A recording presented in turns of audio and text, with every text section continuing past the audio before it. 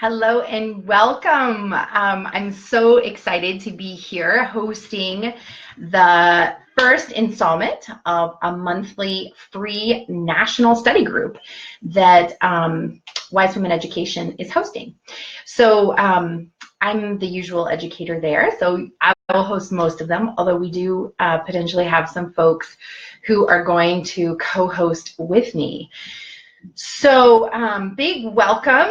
Welcome to the first monthly national study group for midwives. And if you're just joining, go ahead and give me a thumbs up. Remember, you can also always hit the share button at the bottom to share it with friends or colleagues that might be interested in this content. And then I also want to say, go ahead and tell us where you are tuning in from. It's always fun to see in the comments how far afoot that we're spreading our message and getting connected to people. So if you don't know who I am, I'm Augustine Colebrook, and I am a midwife and a mentor to new midwives, and I'm a national educator.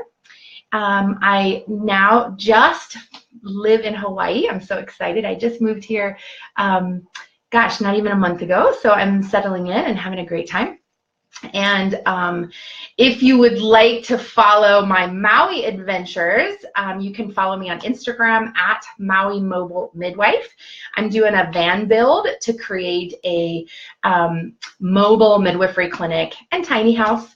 So if you want to follow along with that madness, I'm on Instagram. And then, of course, Wise Women Education is on Instagram at Wise Women Helped Me Out. And, of course, Wise Women's website is wisewomeneducation.com. We have lots of things happening there, so go ahead and post things. All righty, well, let's see who's here. So excited to see all the folks joining us, and we've got quite a number today. I'm a grandma, so I wear glasses now. Don't mind me. All righty, so it looks like, let me give some shout outs. Oh, I've got a sweet past client. Hi, Jenna. Looks like Tanya's here. Tanya's in Manhattan. Lori's here from Las Vegas. Bobby's here from Heber City, Utah. Let's see, Martha's here from Nevada. Amanda's here from Hanover, Indiana. Gail is here from Eastern Long Island. What's up, girl? Looks like Jenny's here as well. Jenny, you're in Virginia, I think. Melissa's here. Hey, Melissa from Texas. Kelly Martin is here. Cathy from Apple Valley, California. Welcome. So big welcome to all of our favorite friendly midwife folkies from all over the country. So happy to see you here. Remember, you can always hit the share button at the bottom of your screen to share that with friends and colleagues that might like to hear. And then I just want to go ahead and say, why don't you all send me your questions? We're going to do an in-depth discussion, answer some questions, get your opinions.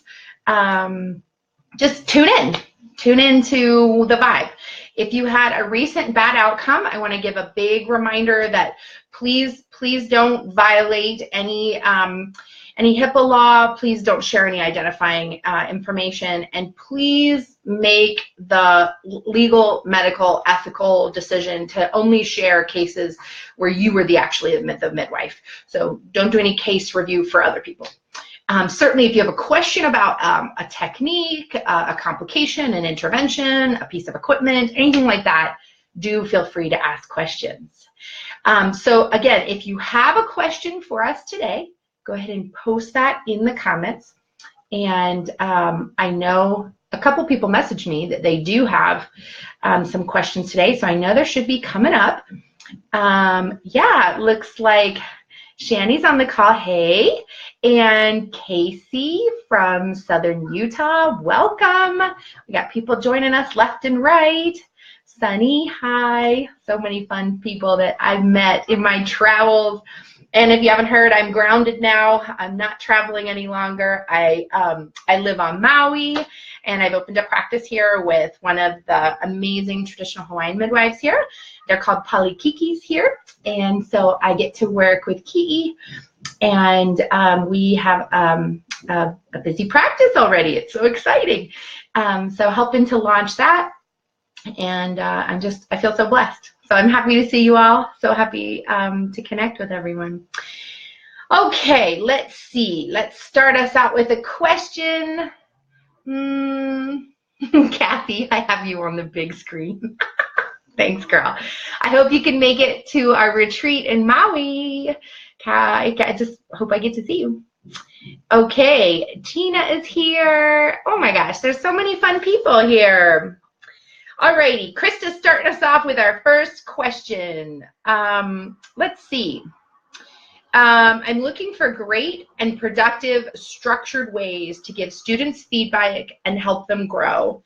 And no, this is the perfect forum. Thanks, Krista. So students happen to be my expertise. I absolutely love feeding the fire and helping find the path and support future midwives in charting their course. So I love answering these kinds of questions. So Krista, let's go with it. So how do I help students grow, and then how do I give them feedback? I would say the best thing that you can do is set up a structure within your practice where you have a scheduled check-in. Now, monthly might be too often. Yearly is way too far apart. So something in between. I set up quarterly reviews with my students, and I make this fairly formal. Now, we get to know each other like sister, mother, daughter, kind of like, you know, in love and deep work with each other. So so it's kind of funny to then make a super professional, like, organized meeting. But I do recommend you do it for a couple of reasons. It brings the professionalism back into the relationship. It honors both of your time and commitment to each other. And it creates a framework that can be reproducible.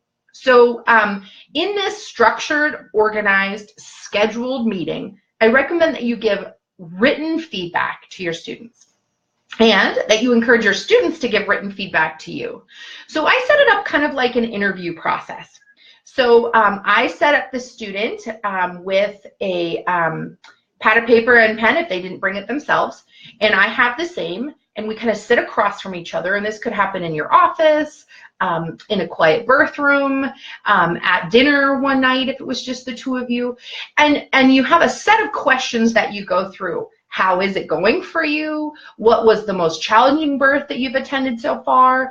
What skill do you find the easiest? What do you wish you were doing? What would you like more help with? Leading questions that help pull out the information that you might not always catch on a day-to-day basis. And then I go through the equipment that they've purchased so far.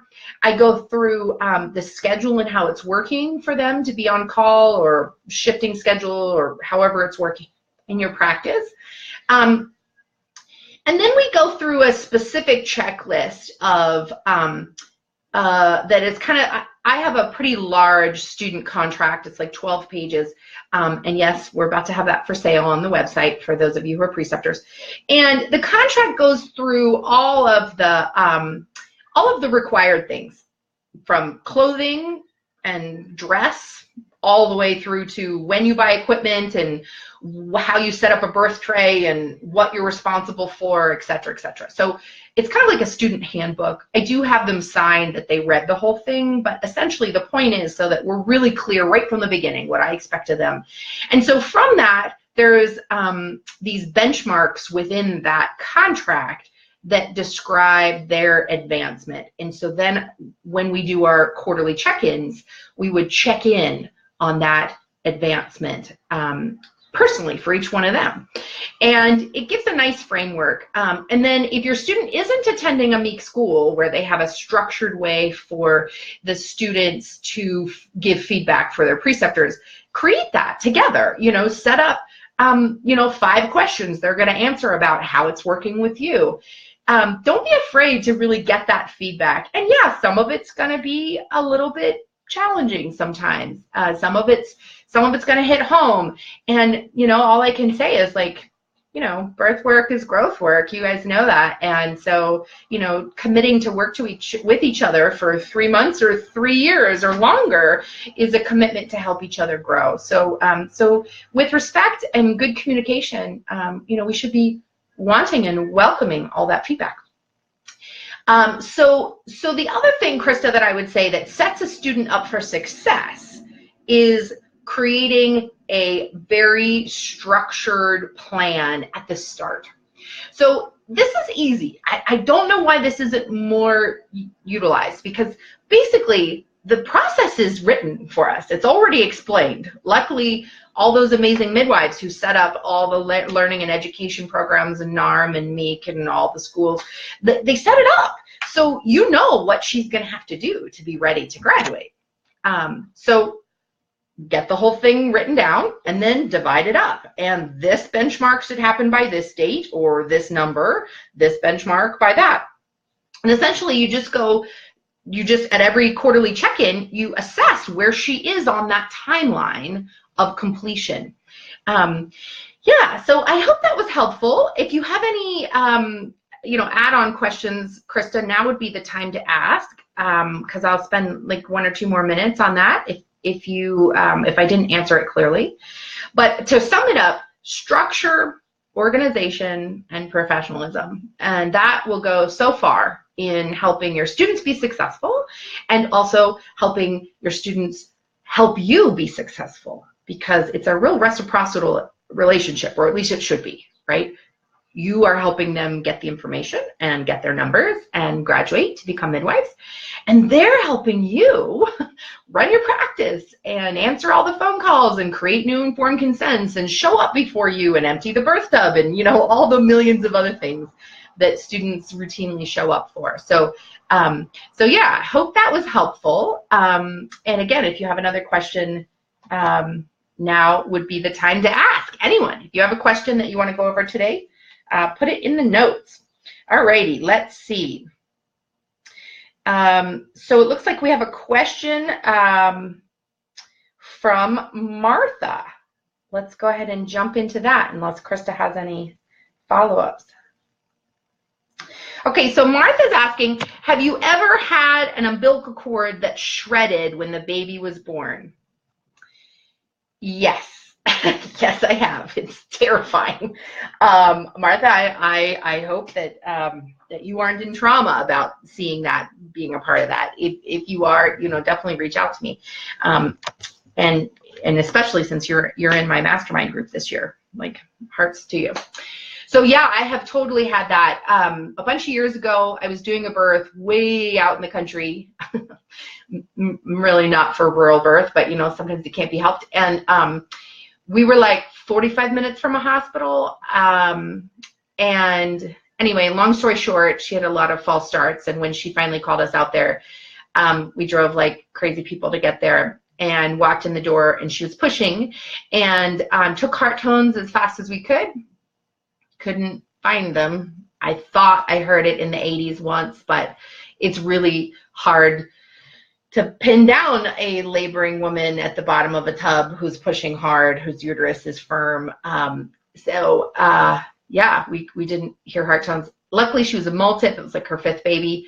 So when we didn't hear heart tones, I asked my assistant to call 911 because we were so far out. There was no point in transporting. She's a multip. She needs to deliver first. And she delivered that like really terrible slow, like the head is born but not really, and then the eyebrows are born, and then like the nose is born, and not like this, and then you like push the perineum back to like get this baby out, and then the baby turtled back, and I was like, oh, okay, shoulder dystocia, let's get this baby out. The mom refused to get out of the tub. I love moms like this. She was like, no, I'm having my water birth. And I was like, lady, get out of the water. Anyway, story for another day. I could never move her. She was a very large woman. I'm strong, but she was very large, like 300 plus. I couldn't get her out of the tub on my own. She was refusing to participate. So I went to getting the baby out, and you know, there didn't seem to be any cord around the neck. The head actually was fairly mobile, but I couldn't get her to flip over either. So I'm at the bottom of the tub, you know, where your whole body's practically in the water. And I used pressure under the posterior arm to try to relieve the shoulder dystocia. And I felt this gunk kind of like multiple gives, which you don't usually feel. Like if you actually end up breaking a baby's bone, it's like a very solid clink, but it doesn't give multiple times. So the baby came out shooting blood onto the ceiling out of its torn umbilicus, and the cord shredded actually into the skin at the umbilicus. So I had to clamp part of the baby's skin to stop the bleeding. For whatever reason, you know, Providence, God was looking over us, and there was an ambulance at a street fair 7 minutes away. So all that time from like head visible to the baby out took like 4 minutes. And so within a couple minutes of the baby being out and me doing resuscitative efforts, the ambulance got there. They were like, you're coming, right? I was like, yes, I'm coming. It looked like a horror scene. There's blood on the ceiling. There's blood all over all over me. Like, oh, it looked like a horror scene. These poor EMS people. So anyway, we loaded mom up and baby's, I don't remember the exact numbers, but it was something like heart rate was like, I don't know, 180, and respirations were 20 or something. Like this baby was, I was afraid that we had a hypovolemic situation, but we transported to the hospital. Baby stabilized in the ambulance with warmth and O2, delivered the placenta en route. And then when we got to the hospital, they put the baby in NICU and talked about a blood transfusion, but ended up baby's blood work showed that it didn't actually lose too much, or its blood volume was sufficient. Baby was like 9'8". And when I went to see the baby on day 3, 2.5, 3, something like that, the bruising came up. So it had these ligature marks. So there were 3 ligature marks around the neck, and then across the shoulder, and then across the thigh, and 2 across the hip. This baby had been tied in a 5-point harness. Like it had been wrapped up so tight in its cord that when it was being born, it was completely stuck, and I couldn't feel the cord. That's how tight it was. It blended with neck because there were three cords. And so when I pulled, it gave, and the part that it gave was at the umbilicus. Usually it will give at the placenta or some other weak spot, but it gave at the umbilicus. So super crazy, scary situation, but everything ended up turning out okay. I just did a peer review for someone who had a cord avulsion, and it is a very scary occurrence. And cord accidents, unfortunately, are definitely a reason for fetal demise a good portion of the time. So, Martha, I don't know if that answered your question, but it was a funny story. Hopefully you guys enjoyed that. Yeah, if there's any follow-up, let me know. Alrighty, so if you're just joining us, go ahead and say where you're calling from and what you're hoping for, what kind of question you have today. I'm just trying to catch up because there's lots of lovely conversations happening while I'm talking away. Alrighty, so it looks like we're going to switch to a question with Sunny. Sunny's looking for help finding clinical experience for students that can't move, i.e. 3-week stints like Better Birth used to have. I know, it's so sad they closed, right? Let's see, so close to being done with my meek academic classes and lacking experience. It is a huge hurdle for rural midwifery. I know, I'm sorry about that. So first of all, hey, if anyone needs a senior midwife, where are you, Sunny? Where in the world are you? I think Santa Cruz, LA? I can't remember. I don't remember where you are. So post where you are. Maybe there's someone looking for a senior midwife in that area. But yeah, we are in drastic need of more clinical sites in this country. And this is a problem for so many reasons. So if you have been a midwife for 3 years and you've delivered more than 50 babies, please sign up with NARM to be a NARM, or a NARM preceptor. Please offer your training and education and experience to new midwives, because we need more midwives and we need more training locations. So that's number one. Number two is consider contacting some of the very busy birth centers in California, Texas, Florida, Washington State. I'm sure there are others that people could mention, but consider looking in the center of Houston, Dallas, Austin, Miami, LA, right? There are birth centers around the country that are in areas that are very busy, and sometimes, even if they don't have it advertised, they might be open to having a student for a month. Offer to pay. I mean, it's not ideal, obviously, but as a preceptor, it's a lot to bring someone on and get them ready to actually be helpful while you're training them and sharing birth experience with them. It's a lot of work just to have another student in your wheelhouse that you're kind of monitoring and managing. So definitely consider paying. And to be perfectly honest, I think most birth centers would be pretty happy with $2,000, $3,000, $4,000 a month. Like, that would probably get you in. So if you have that ability, consider that. If you can put it out on the grapevine, Hearthside Midwifery Study Group is a great place to connect with students around the country, and someone might know of a student location. But yeah, we need to have a facility, multiple facilities. We need a residency program for midwifery nationwide. So that's in my wheelhouse. Hopefully the right people will connect and we could try to create that. But right now, yeah, it is definitely tough. You may need to relocate or hound your local midwives. Alrighty, let's see. Alrighty.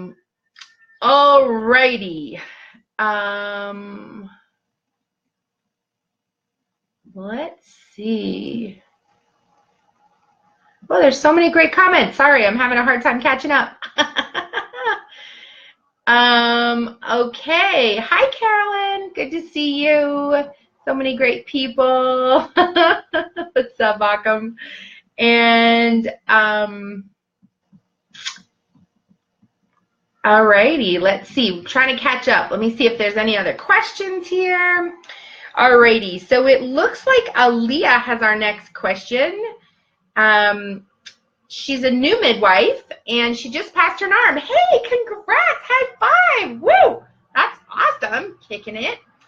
She's planning to start a solo practice in California, and what's your one piece of advice for a new midwife beginning her practice? Oh, there's so many pieces, I don't know how to pick one.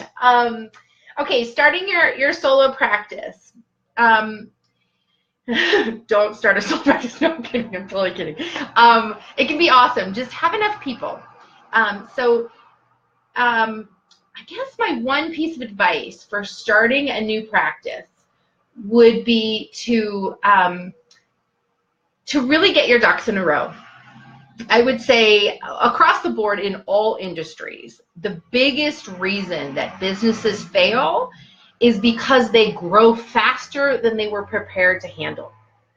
So what that means in midwifery is that if you are so passionate and so excited and you hang out your shingle, open your website, tell people I'm here, and the demand is high, it would be very hard for new midwives anxious to finally make a living at this profession and with all of their heart and soul invested in midwifery to say, actually, I'm not ready. I can't take you as a client yet. Like, it would be very, very hard to do that.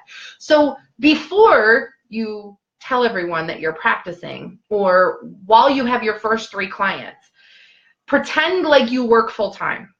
Work 40, 50, 60, 70 hours a week until you have everything dialed in. Your online charting, your informed consents, your policy and procedures, your contracts, everything that you might hand a client, anything a client might ask you, anything that that you're going to need to practice. I mean, and that's the practice side. Then there's the whole business side, right? So you need to file your DBA name and your articles of incorporation and get a lawyer on retainer, because I recommend all midwives have a lawyer you can call, contract lawyer. Get your IT person who can make your computer and printer talk, you know, find cleaning people if you have an office, like get the resources out there dialed in so that you aren't scrambling to get resources together when you're already busy. So in other words, this is called strategic planning. And this is something that that my consulting firm and my team does. So if you don't even know where to start, if this is overwhelming to you, feel free to connect with us. You can private message me here on Facebook, or you can check out wisewomaneducation.com. But find a way to get all your ducks in a row and plan for growth. As you all know, from 2001 to 2011, midwifery, specifically out-of-hospital midwifery, grew 40% in the United States. That's significant. And this next 10 year, you know, 2011, 2021, it looks like it's going to grow even faster. So just keep that in mind, that midwifery is on the upswing, as it should be, you know. We know mainstream midwifery is coming. We're almost at critical mass. You know, critical mass is theorized to be 3.14, you know, pi. And, you know, many states have hit critical mass. You know, Washington, Oregon, places have hit that 3% out-of-hospital birth rate. And when that happens, be prepared. The dominoes are going to fall. The calls are going to be extreme. You're going to be so busy you won't be able to handle it. So prepare for that, new midwives, because it's coming. You know, jumping. We've been at like 0.7%, 0.8%, 0.9.4%. You know, and when you hit 3% and then it suddenly jumps to 10%, like that's exponential growth, and that's where we're heading as a profession. So, you know, if you need help getting prepared for that, strategic planning for growth, you know, let me know. But good luck, because it's kind of fun to set up for all the clients that are going to call you. Alrighty, let's see who is next. Alrighty, looks like Cathy is next. Cathy says, I've seen other midwives participate in a home birth dream team, midwife, doula, photographer giveaway at a baby expo. Any thoughts or cautions? I'm thinking of publicizing a giveaway in June. Cathy, great question. I love all these marketing questions. That's what I'm all about in business. Okay, so here's my comment. Really beware of giveaways. Like, I understand the theory there, but I think we could have a different method. So here's my caution. Midwifery should be more valuable than any other obstetric service out there. If you prepare and your strategic plan, you have a good aesthetic, and you have good support, you should be more valuable than your local OBs. Like, does everyone get that? Like, that's a really, like, this is true, and it's a really big game changer. Like, you offer more than the OBs do. Women don't sit in waiting rooms and read trash magazines. They go right in to see you because you don't have a waiting list, right? Women don't, you know, have 6-minute visits with you. They have hour or even hour and a half. You come to their home. Then when they're in labor, they don't get an unqualified nurse taking care of them. I mean, nurses are wonderful, but they're not midwives, right?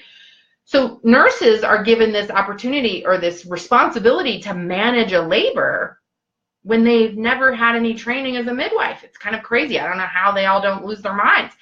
So when clients hire you, they get you, all of you, and hand-chosen birth team. Like, that should be very, very valuable. And when this whole paradigm shift happens over the next 15 to 20 years, that's what's going to shake out, is that midwives are actually going to be making more to take care of normal women than OBs. because OB care is like McDonald's care, right? Like it's the cheapest product available, really. It's like industrialized, mass-produced healthcare. That should be cheap. Personalized, individualized, evidence-based care should be expensive. So when you think about it from that perspective, and you hold yourself in that realm, don't give that away. Like that's precious. That's like a precious commodity. It's like rare gems. And think about all the time you spend with your client. I mean, how much wisdom you are imparting. Like, you are a wisdom maker as a midwife. So don't give that shit away. That's gold right there. But what you can do, because having something the point of having something at a baby fair or like a local giveaway or a natural health gathering or something like that, the point of that is exposure, right? So you want your name and exposed to the 2,000, 10,000 people that might go through that fair, right? So there's a way to do that, and that is a free class. $100 class is really different than $5,000 care, right? Or a discount, right? So if you sign up during this specific time frame, right, you got to get them in the door. If you sign up within 30 days of the Baby Expo, you can get $300 off your care, right? Like don't give it away. Just little bits, little tips. But I'm all for expanding services. So birth photographers and doulas and belly cast folks and massage, and like bring people into your practice that offer added benefit, added services, right? We definitely want to do that. I would be aware of advertising and offering services with people that aren't employees or contractors. But that being said, I'm all for having more people on your payroll. That's great. All right, hope that was helpful. Cathy, you're also in my mastermind group, so we can chat more about this for sure. All righty, let's see who's next. Melissa is next. Melissa has a question. Did you ever think of what this generation of students needs to work on or improve? Gosh, that's a big question. So the future midwives, the students that are now that are going to be midwives, they really have it kicking. I mean, I have to say, I'm pretty impressed. I've met a lot of you around the country, and I get to participate in these kinds of gatherings with you. And I used to work at Najoni, and I've been privy to a whole bunch of the new student population, and there is a whole lot that you all are improving. It's pretty exciting, I have to say.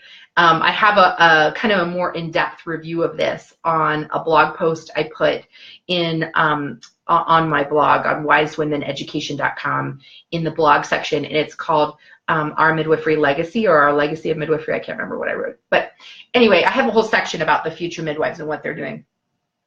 I wouldn't say improve. That's not a word I would use with future midwives. I think most of them are like super dialed in and concerned about equality and concerned about inclusion and concerned about, really bettering the profession and bringing sustainability and structure and really have got it all together. But I would say there can be, I wouldn't say this is a blanket statement, but there can be a real a lack of understanding of the complexity of birth. So it's hard to verbalize, which is why it exists. I get that nobody's really talking about this, but we come from midwifery from a situation where midwives were kind of glorified doulas for a lot of years. And then midwives sort of self-organized and created structure and education and training programs.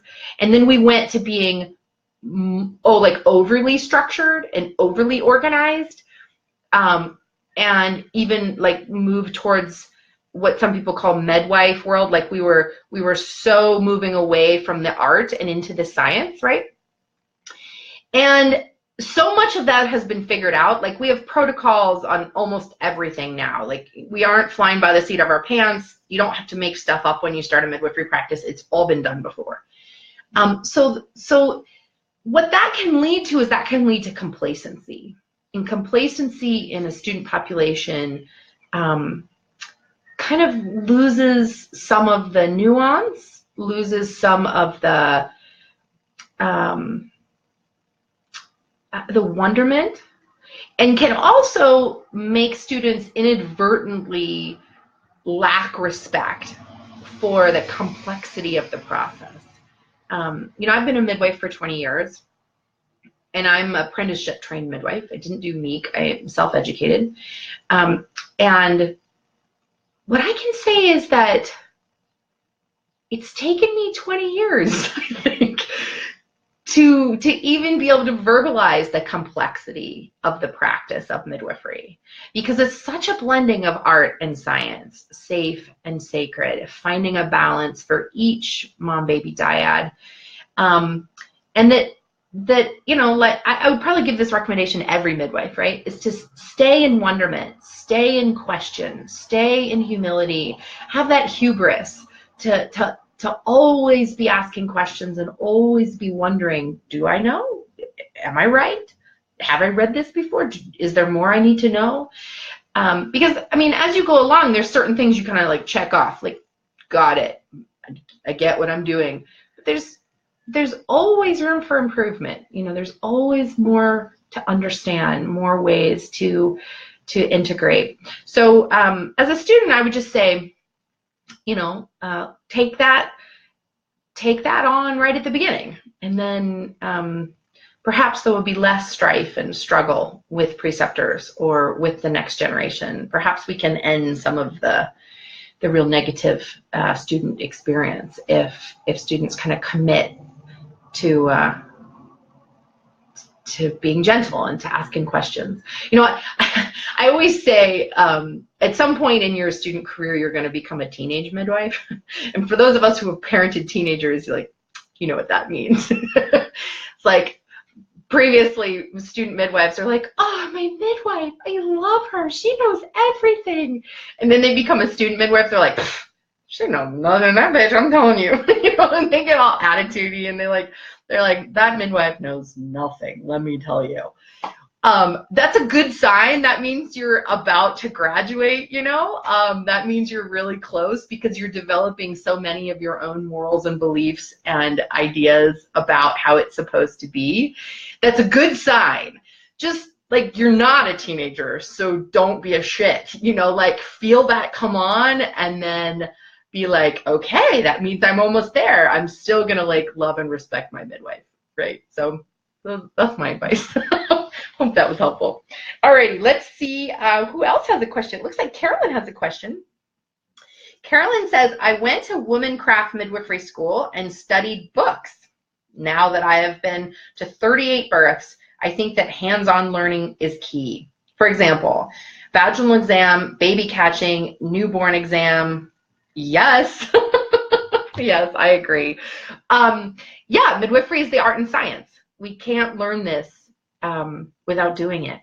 And book learning, for a lot of people, is not the way they put information in their head. And so, absolutely, I think that learning by doing is highly recommended. Unfortunately, as a nation, we are moving away from that and more towards standardized education, standardized classroom education, both for children and for adults. And so in midwifery, what that looks like is a move towards requiring MEEK education, Midwife Education Accreditation Council schools, school accredited programs, as opposed to just the PEP process, or learning by apprenticeship model only. So, you know, I don't know what to do about that. The powers that be are moving us that way. But yeah, I agree. Hopefully, we always will have a clinical component as a part of this education, and hopefully an extensive clinical component. Yeah. So this is so fun. I'm so glad to be having this conversation with everyone here in Facebook land. This video will be in my YouTube channel afterwards. So hey to anyone watching it on YouTube. If you have a question that you'd like answered today, we have about 30 more minutes, so plenty of time to dig in deep. If you've had a bad outcome, if you've had recently seen a situation that worried you, if you are wondering about a certain intervention or a certain complication, or if you're looking for a product and need a product review or recommendation, go ahead and put that in the comments. Alrighty, let's see who's next. Looks like Casey has a question. How do you talk to people about the safety of home birth without sounding pushy in an area where a midwife was recently convicted of a felony? Oy, yes, Casey, what a great question. Yeah, so I've said this before. Sorry if I'm repeating, but midwifery really should not ever be about proselytizing.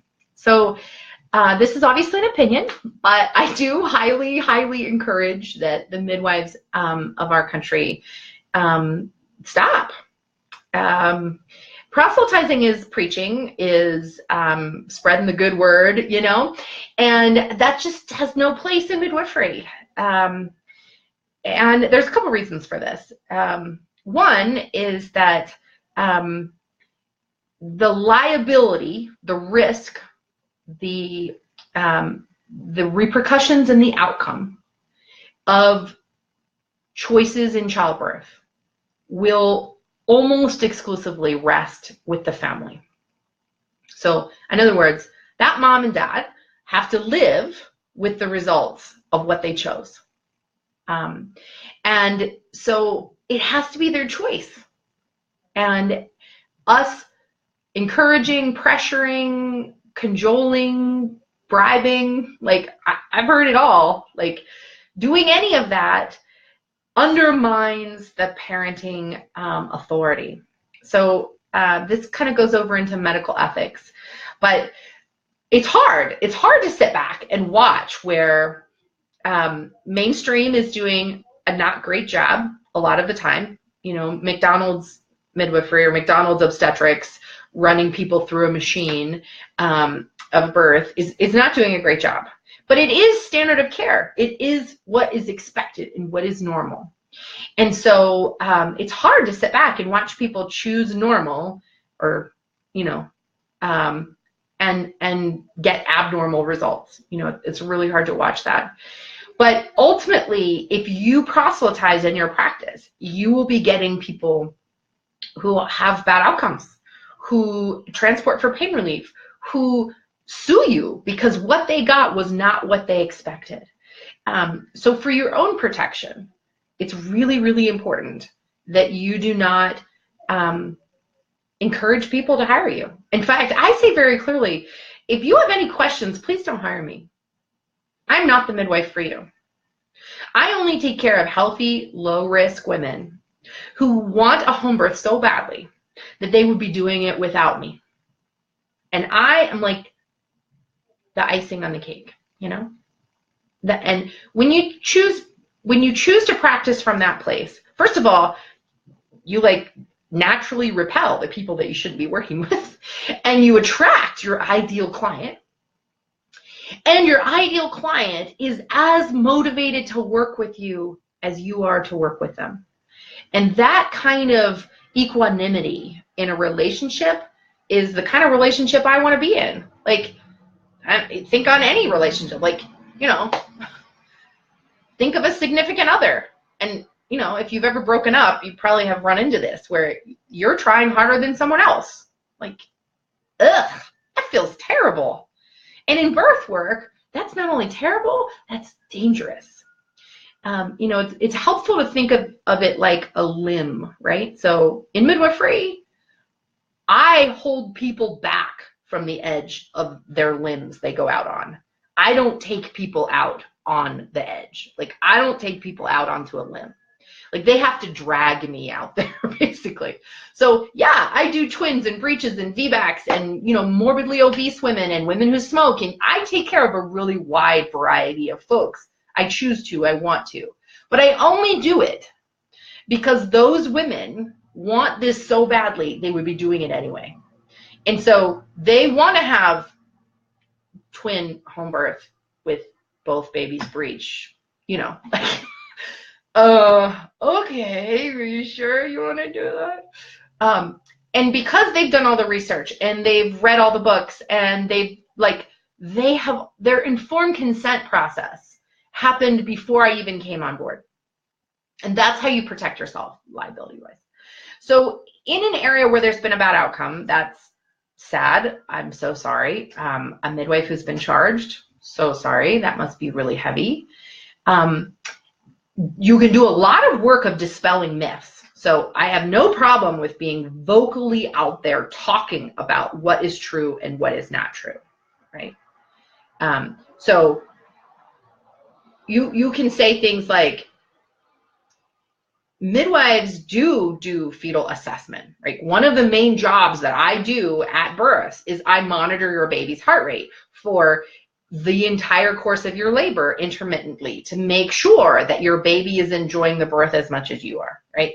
Or actually a cord around the neck does not cause demise. Like that happens in 1/3 of all births. That's normal. That's not the reason, you know, like, so I encourage you to speak truths and dispel myths, correct inaccuracies for sure.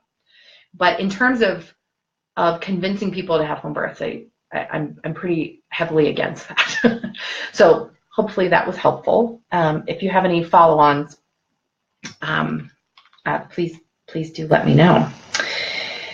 Okay, let's see. It looks like Brittany is next.